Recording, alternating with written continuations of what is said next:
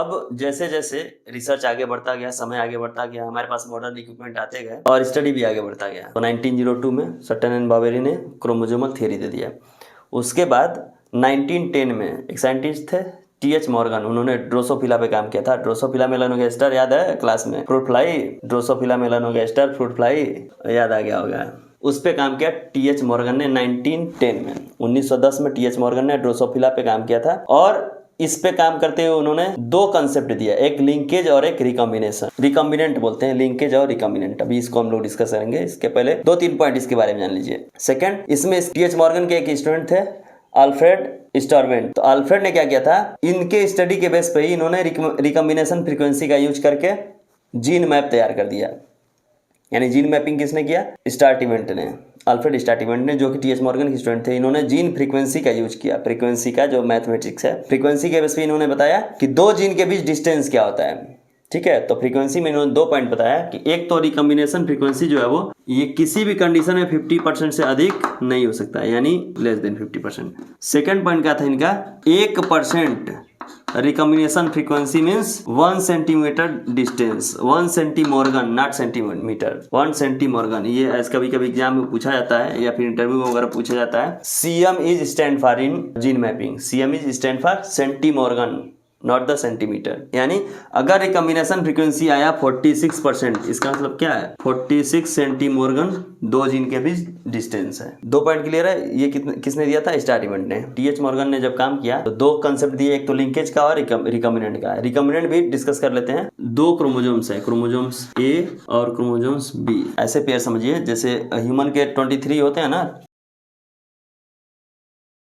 Pair ऐसे up to 23 pair होते हैं ना। तो ये दोनों आपस में क्या होते हैं? होमोलॉगस। इन दोनों के बीच आपस में जेनेटिक मटेरियल एक्सचेंज हो सकता है। ठीक है, तो यानी 2 क्रोमोसोम्स के बीच जेनेटिक मटेरियल एक्सचेंज होता है। तो इसको ऐसे समझिए, ये 2 क्रोमोसोम्स है ऐसे, 1 और ये 2 आपस में दोनों क्या है? होमोलॉगस। अब देखिए ये दोनों आपस में क्या है? होमोलॉगस। होमोलॉगस क्रोमोसोम जब आपस में होते हैं, सेल डिवीजन के समय एक कंसेप्ट आता है क्रॉसिंग ओवर। क्रॉसिंग ओवर में क्या होता है, ये आपस में आप एक दूसरे के जेनेटिक मटेरियल को एक्सचेंज कर लेते हैं। जैसे ये देखिए, ये क्या है? ऑरेंज है, ये पूरा ऑरेंज है और ये पूरा वाइट है। इन दोनों के बीच जब क्रॉसिंग ओवर होगा तो यहाँ से इसका मटेरियल इसमें चला जाएगा और यहाँ से इसका मटेरियल इसमें हो जाएगा। अब यहाँ से अगर क्रॉसिंग ओवर हुआ तो ऐसे क्रोमोसोम्स बन जाते हैं इस तरह से, 1 2। अब देखिए इसका मटेरियल इसमें और इसका मटेरियल इसमें। इसका मतलब क्या हुआ, अगर ये अलग अलग गैमीट बनेंगे तो देखिए यहाँ से गैमीट बनेगा एक क्रोमोसोम्स वाइट टाइप और दूसरा क्रोमोसोम्स जो बनेगा रिकॉम्बिनेंट टाइप। रिकॉम्बिनेंट मतलब जो पेरेंट की तरह नहीं होगा, मिक्स होगा। इसका जो बनेगा, एक बनेगा रिकॉम्बिनेंट टाइप और एक बनेगा पेरेंट टाइप। यानी ये दोनों पेरेंटल होंगे और ये दोनों रिकॉम्बिनेंट हो गए। रिकॉम्बिनेंट, रिकॉम्बिनेंट मतलब टूट के दोबारा रिकम्बाइन हो गया। यहाँ से टूटा और रिज्वाइन कर लिया, यहाँ से टूटा रिज्वाइन कर लिया, यहाँ से टूटा रिज्वाइन कर लिया, इसलिए रिकॉम्बिनेशन यानी अलग कॉम्बिनेशन बन गया। क्या बन गया? अलग कॉम्बिनेशन। और टी.एच. मॉर्गन ने 2 पॉइंट्स और बताए थे कि जब भी 2 जीन आपस में लिंक होंगे तो वो मेंडल्स के डाई हाइब्रिड का रेशियो फॉलो नहीं करेंगे। जो रेशियो होता है ना 9:3:3:1, वो फॉलो नहीं करेंगे। क्यों? क्योंकि अब देखिए मेंडल्स ने क्या कहा था, सेग्रीगेशन के समय 2 कैरेक्टर में 9:3:3:1 का रेशियो फॉलो होता है। ये दोनों बिल्कुल अलग हो गए, ये किसी भी तरह के नहीं है, किसी भी तरह के नहीं है। इसका मतलब क्या हुआ है? रेशियो गड़बड़ होगा ही होगा। ये अलग तरह के बिल्कुल हो गया ना। अब इसको जीन पे समझ लीजिए। जैसे मान लीजिए कोई जीन है A और B, एक ही क्रोमोसोम पे है A और B, ये भी होगा A और B। और दूसरे क्रोमोसोम पे क्या है? C और D, C और D। सेग्रीगेशन में क्या होना चाहिए? या तो AB एक साथ है, एक और CD एक साथ है पेयर में, ये AB और ये CD होना चाहिए ना। लेकिन यहाँ क्या तैयार हो गया? ये ऊपर तो AB आ रहा है, यहाँ AB आ रहा है, लेकिन नीचे क्या हो गया? AB के जगह पे क्या हो गया? AD, D हो गया ना, A और D दूसरे टाइप का हो गया। यहाँ देखिए क्या है, यहाँ C और D के जगह क्या आ गया? B, C और B, यहाँ C और D तो आ ही गया। A और D यानी इसका और एक साथ दोनों एक्सचेंज हो गया। देख रहा ना, एक्सचेंज हो गया बीच में। इसी को बोलते हैं क्रॉसिंग ओवर। और क्रॉसिंग ओवर में जेनेटिक मटेरियल एक्सचेंज हो गया, यानी इसका जेनेटिक मटेरियल यानी जीन, जीन क्या हो गया? आपस में एक्सचेंज हो गया।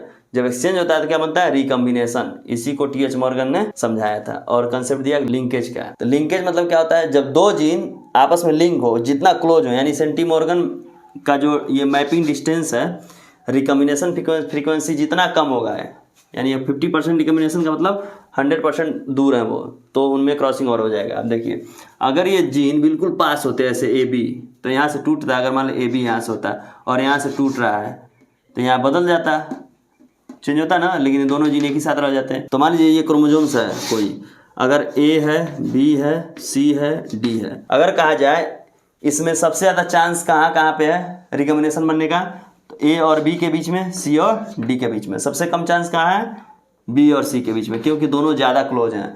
तो जितने क्लोज जीन होंगे उतना ही लिंक्ड होंगे। क्या होंगे, लिंक्ड होंगे। यानी किसी का जितना क्लोज रिलेशन है उनको तोड़ना उतना ही मुश्किल है। ठीक है, जितना क्लोज रिलेशन है, जितना ज़्यादा बिलीव है, जितना ज़्यादा उनका रिश्ता क्लोज है, एक दूसरे से लिंक्ड है, तो उनको तोड़ना मुश्किल है। और जिनके बीच डिस्टेंस अधिक है, जिनके रिश्ते में डिस्टेंस अधिक है, उनको कोई भी एक बात बोल के तोड़ सकता है। अगर डिस्टेंस है जीन के बीच में, वो रिकॉम्बिनेंट बनाएंगे, यानी जितना ज़्यादा डिस्टेंस उतना ज़्यादा रिकॉम्बिनेशन फ्रीक्वेंसी, जितना कम डिस्टेंस उतना कम रिकॉम्बिनेशन फ्रीक्वेंसी है। और कम रिकॉम्बिनेशन फ्रीक्वेंसी का मतलब लिंक्ड, जितना कम रिकॉम्बिनेशन फ्रीक्वेंसी आया उतना ही दोनों जीन क्या है, लिंक्ड है।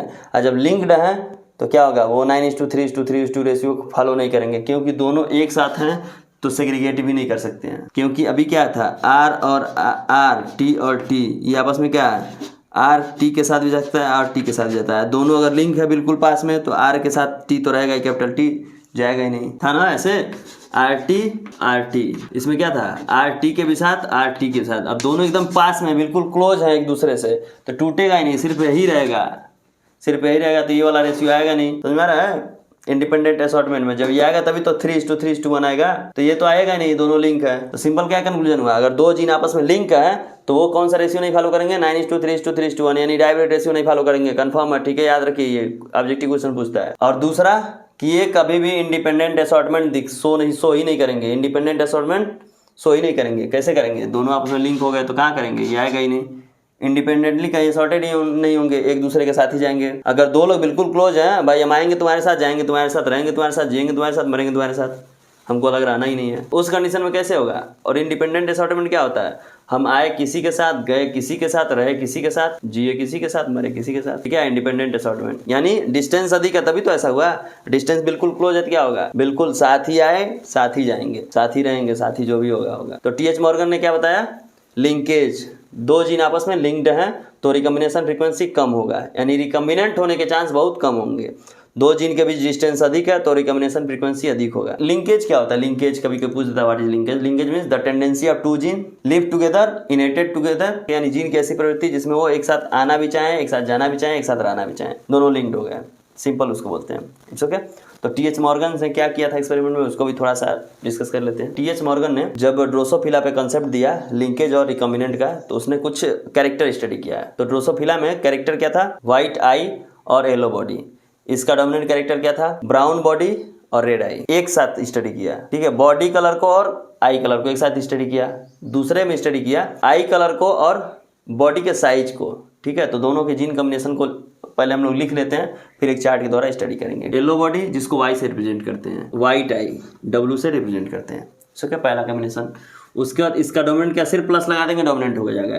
तो वाई येलो जो था वो क्या था, रिसेसिव, तो वाई प्लस आ गया यानी डोमिनेंट, और डब्ल्यू प्लस आ गया यानी रेड आई। अब मान लीजिए कोई मेल है, जो उसके डोमिनेंट कैरेक्टर थे वो मेल में थे, ये याद रखिए, जो डोमिनेंट कैरेक्टर थे वो मेल में थे। मेल में यानी दो तरह के क्रोमोसोम्स, ये मेल है, इसको देख के ही आप समझ जाएंगे मेल है, क्योंकि ये वाई क्रोमोसोम्स थोड़ा सा अलग होता है, थोड़ा छोटा भी होता है, इसको थोड़ा छोटा बनाते हैं, ये वाई क्रोमोसोम्स है। और इस पे कैरेक्टर क्या थे, simple Y W, Y W, Y plus W plus.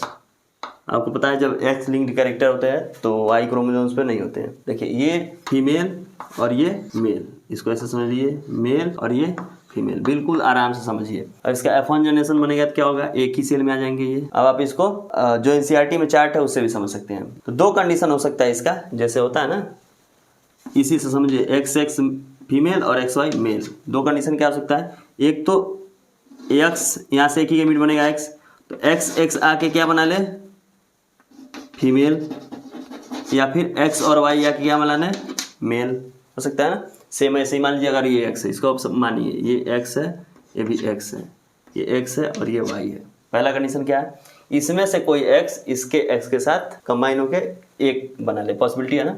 तो मान लीजिए ये x, इसका x और इसका x, ये क्या हो जाएगा YW, और यहाँ क्या हो जाएगा y प्लस W प्लस। दूसरा क्या हो गया, इसका x और इसका y एंड W, इस पे कुछ नहीं है। तो अगर इस तरह से आया तो फीमेल, अगर इस तरह से आया तो मेल। यानी पहले गैमीट अगर x के साथ आ गया तो फीमेल हो जाएगा, x y के साथ आया तो मेल हो जाएगा। अब देखिए ये कंक्लूजन क्या किया, यहाँ क्या था, रेड आई किसके पास है, ब्राउन बॉडी रेड आई किसके पास है, मेल के पास, और यहाँ ब्राउन बॉडी और रेड आई किसके पास आ गया, फीमेल के पास। कंक्लूजन में उसने बताया ये एक्स लिंक्ड ट्रेट है। एक्स लिंक्ड क्या होता है, मेल से फीमेल में ट्रांसफर होता है, क्रिस क्रॉस चलता है ये पैटर्न। ठीक है, हम लोग डिजीज वगैरह पढ़ेंगे और पेडिग्री पढ़ेंगे तो और क्लियर होगा। ये क्या हो गया, ये सिंपल फीमेल हो गई, मेल हो गया। अब ये देखिए दो तरह के ट्रांसमिशन दिखाए गए हैं आपके बुक में, इन दोनों को देखिए। अगर मान लीजिए सेम x है और ये xy है, दो तरह के हैं ना F1 जनरेशन में, ये F1 जनरेशन ही है, दो तरह के, मेल और फीमेल।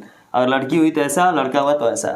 अब हम क्या करेंगे, सेल्फिंग मीन्स इन्हीं दोनों के बीच में क्रॉस होगा ना। ये सेल्फ पोलिनेटेड तो है नहीं कि आपस में ही हो जाएगा, यानी फीमेल अलग है मेल अलग है, तो क्या होगा, इन्हीं में क्लोज में क्या होगा, मेटिंग होगा। तो पॉसिबिलिटी क्या है, सेम वही जैसे XY। अब देखिए, अब x अगर आया तो क्या हो गया, x अगर ये x इस x के साथ आया तो कैसा कॉम्बिनेशन बनेगा, इस तरह का। अब देखिए ये x इस y के साथ आ जाए तो कैसा कॉम्बिनेशन बनेगा, ये x इस y के साथ आ जाए तो कैसा कॉम्बिनेशन बनेगा। इतना क्लियर है, जीन देख लेते हैं इस पे क्या होगा। ये देखिए ये क्या होगा, YW, ये सेम होगा YW। ये क्या होगा, Y प्लस W प्लस। ये क्या होगा, Y एंड W। ये क्या होगा, Y एंड W। ये क्या होगा, कुछ नहीं होगा, क्या होगा Y प्लस W प्लस। ये क्या है, फीमेल। ये दोनों क्या है, मेल। पॉसिबिलिटी क्या है, दो मेल 50-50 चांस होता है ना मेल और फीमेल के।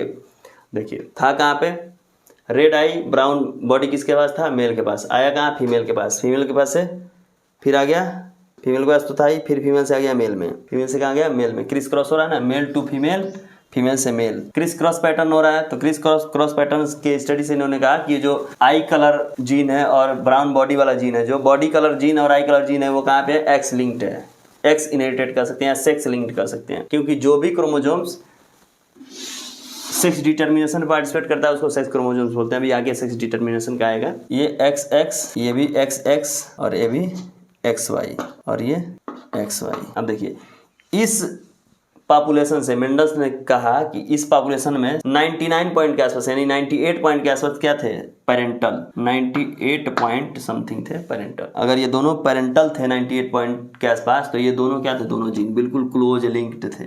इन दोनों के बीच डिस्टेंस बहुत कम था, तभी तो 98 पॉइंट के आसपास ये दोनों एक साथ ही इनहेरिटेड हुए। अगर इनके बीच डिस्टेंस होता तो ये इनहेरिटेंस का जो पैटर्न है वो रिकॉम्बिनेंट में कन्वर्ट हो जाता है, क्योंकि क्रोमोजोम्स जो है वो सेल डिवीजन के समय क्या होते हैं, आपस में जीन एक्सचेंज करते हैं। ठीक है, तो अब क्या करिए, इन दोनों को बिल्कुल क्लोज कर दीजिए। क्या है, समझिए क्लोज है, क्या आपस में क्लोज है, यानी इनके बीच डिस्टेंस बहुत कम है, मिनिमम बिल्कुल क्लोज है, पास में। कंक्लूजन क्या है, ये दोनों बिल्कुल पास में है। ये फ्रीक्वेंसी अगर आप जब, यानी 100 में से लगभग 98 इसमें ऐसे ड्रोसोफिला थे जिनमें सेम टू सेम ऐसे ही दोनों आए, जिसके पास ब्राउन बॉडी था उसके पास रेड आई था, बस मेल और फीमेल में चेंजेस हुआ, जिससे ये कंक्लूजन निकला कि ये एक्स लिंक्ड है। दूसरा क्या था कि अगर 98 पॉइंट समथिंग है तो यानी 1% जो फ्रीक्वेंसी में रिकॉम्बिनेशन बना उसमें क्या था, आखिर कैसे रिकॉम्बिनेशन बना, तो उसमें ये कहा है कि अब मान लीजिए यहाँ से 1% चांस क्या है कि ये आपस में गैमीट एक्सचेंज, ये दोनों होमोलॉगस हैं, दोनों क्या है, होमोलॉगस हैं। तो 1% चांस क्या बनता है, यहाँ ऐसे देख लीजिए, 1% चांस क्या बनता है कि ये आपस में एक्सचेंज कर लें। 1% चांस क्या बनता है कि आपस में इनके क्रॉसिंग ओवर हो गया, क्योंकि दोनों बहुत क्लोज है ना, तो चांस बहुत कम बनता है, रेयर बनता है कि इन दोनों में एक्सचेंज हो जाए। तो क्या बन जाएगा, ये नया क्रोमोसोम्स Y, ये हो जाएगा W प्लस, और ये हो जाएगा Y प्लस, ये हो जाएगा W। क्लियर है। अब देखिए इस कंडीशन में क्या होगा, ये बन गया और ये बन गया, सेम टू सेम ऐसे ही होगा।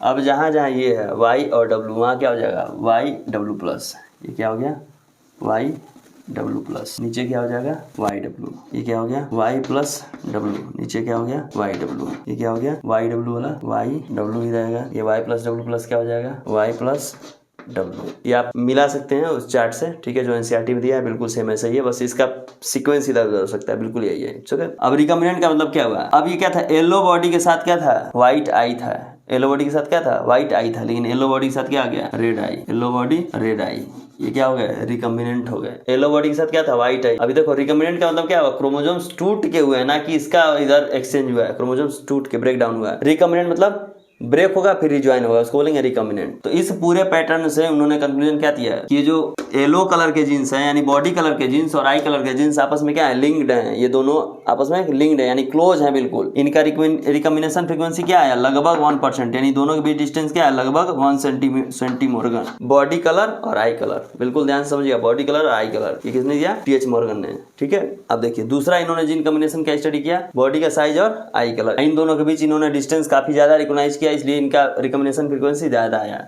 सेम पैटर्न होगा, बस यहाँ से एक्सचेंज जब होगा, ये एक्सचेंज हो गया तो पॉसिबिलिटी ज्यादा आ जाएगी, इधर बहुत ज्यादा हो जाएगी, यानी 68% के आसपास पेरेंटल टाइप होगा, 37% के आसपास रिकम्बिनेंट होगा, बाकी कुछ नहीं है। देख लेते हैं स्टडी क्या था मेंडल्स का। एक तो मिनिएचर बॉडी था, व्हाइट आई मिनिएचर बॉडी, यानी एक क्रोमोसोम फीमेल जो थी सेम वैसे ही व्हाइट आई मिनिएचर बॉडी, मिनिएचर मींस छोटा ड्वार्फ बॉडी। दूसरा इसका मेल कैसा था, अगर डब्ल्यू प्लस कर दिया जाए क्या होगा, रेड आई, और एम प्लस कर दिया जाए यानी लार्जर बॉडी कर सकते हैं, लॉन्ग बॉडी या लार्जर बॉडी, ठीक है। इसके भी सेम, ये भी एक्स लिंक्ड है, तो इसके वाई क्रोमोसोम्स पे कोई जीन नहीं होंगे। अब सेम ऐसे ही, सेम बिल्कुल कुछ भी अलग नहीं, सेम ऐसे ही स्टडी किया और इन्होंने पाया 68% के आसपास पेरेंटल और 37 के आसपास, 68 पॉइंट समथिंग है, 37 पॉइंट समथिंग है रिकम्बिनेंट।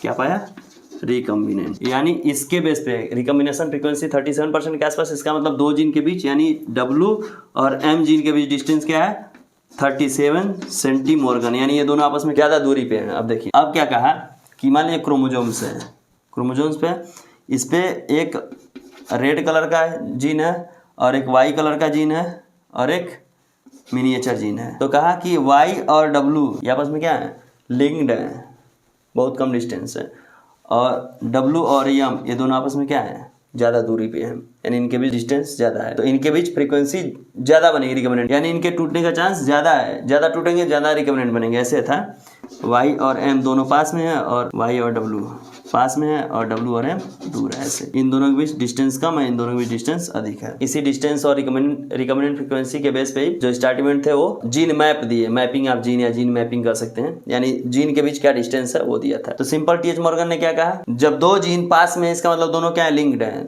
दो जीन दोनों दूर है, इसका मतलब क्या है, वो लिंक्ड नहीं है और उनमें रिकम्बिनेंट बनने की जो फ्रीक्वेंसी है वो अधिक होगी, यानी रिकम्बिनेशन होने के चांस अधिक होंगे। सिंपल यही कंसेप्ट है, बाकी कुछ नहीं है इसमें। It's okay.